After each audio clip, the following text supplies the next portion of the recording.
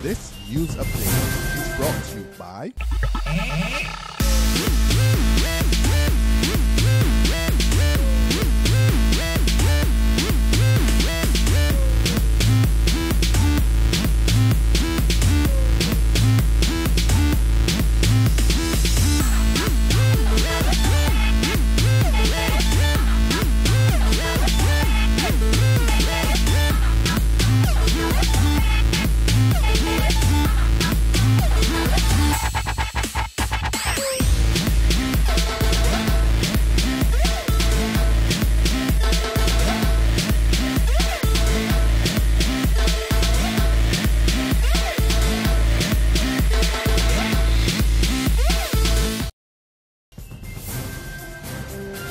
This is the Noon Barbados Today update for Thursday, August 7th, 2014. I'm Carol Williams. Good afternoon.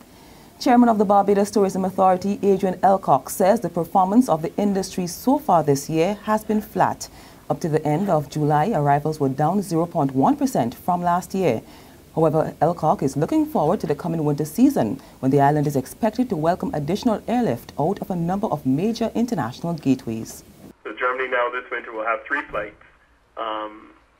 a year, and Canada we're increasing. We're going back from, we have gotten Air Canada to switch from Air Canada Rouge, which is their new low-cost carrier throughout the Caribbean.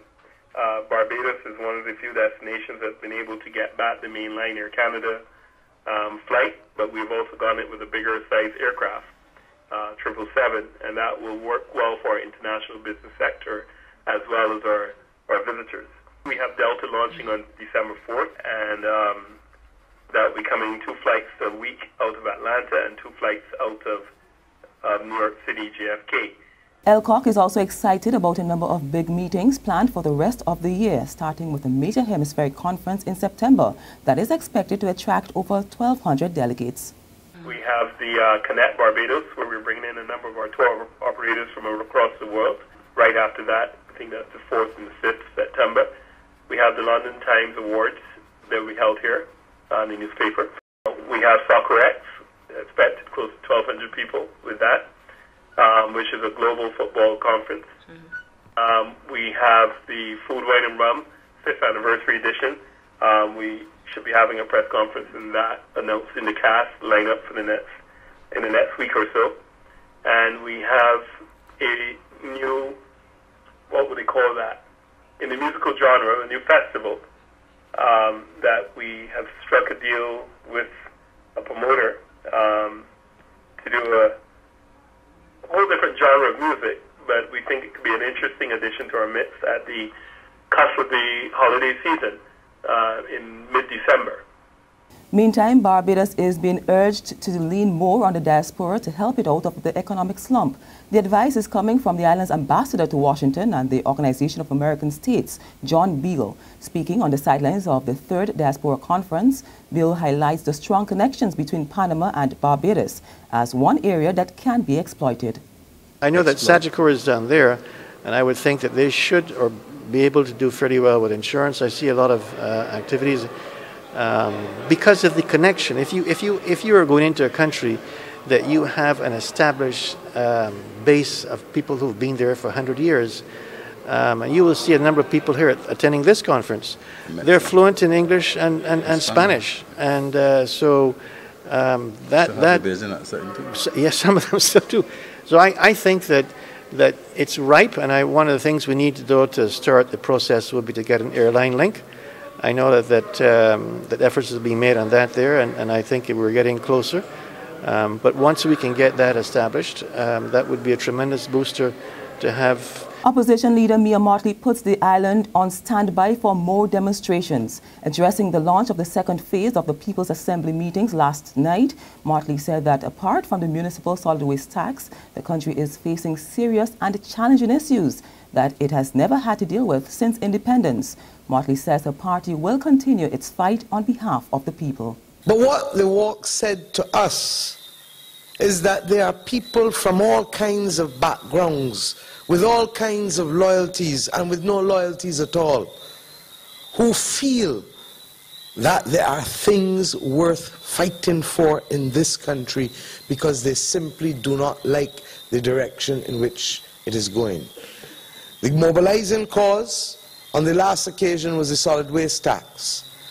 But the truth is, as I indicated on that day, that is but the first walk in a long journey towards the restoration of hope in this country.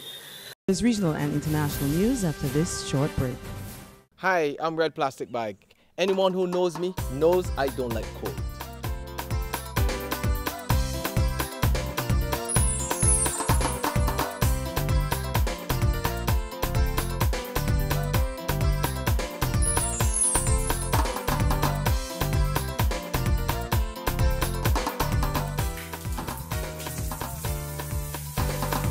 Sunshine reigns in my country. I love it.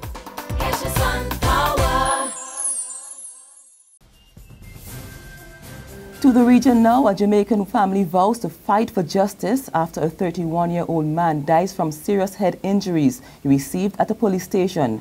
Marcia Fraser says her son, Mario Dean, who was unconscious for 3 days at the Cornwall Regional Hospital, suffered multiple brain injuries. Fraser is holding the police responsible for her son's death, disputing the reports that Dean fell off a bunk bed and he was beaten by inmates. According to Fraser, her son was arrested for a ganja spliff on Sunday.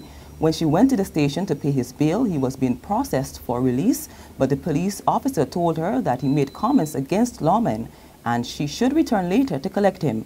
When she returned, Fraser was told that Dean was taken to the hospital because he was beaten by inmates. The mother says when she saw Dean, he had a chop over his left eye, another on top of his head, a mark on his left arm, and his face and eyes were swollen.